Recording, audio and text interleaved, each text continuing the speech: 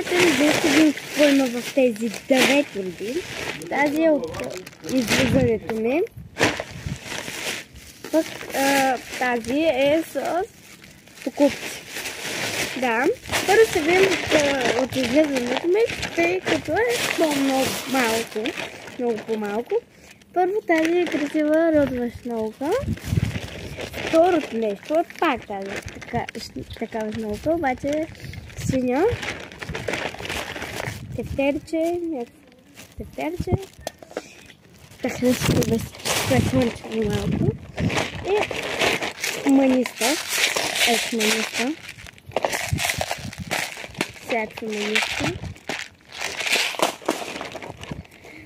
Монет. И ножица. Това беше. Опа! Чакайте малко, че турбата фръкна.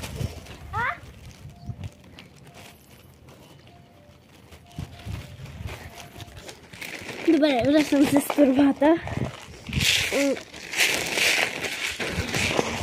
Слагам нещата вътре. И ще е време да продължим с втората турба. Така, сядам. Така, втората турба е покупка с маниста. Получихме 53 лева. Първото нещо е четки, да. А за какво са тия четки, ще разберете след малко. За тези боички! Да, купих си бои, тъй като скоро си направих гледана купичка. Вижте ги, много са яки. Супер са. Знаете си, че маниста трябва да ги сложа в тия две чудеси. Така че ще е дълго. Продължаваме с ветрило. Ветрило, да. И сега е време да изсипя маниста. Висипах ги.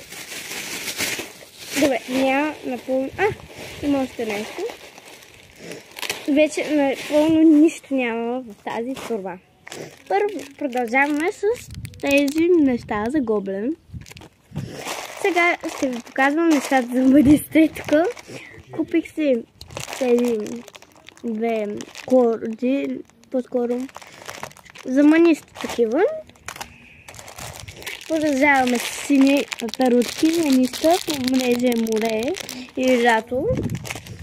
Цветни маниста, цветни маниста топчета, такива цветенца. Продължим с втора част след малко. Пак тези сини маниста, някакви такива сини. Останете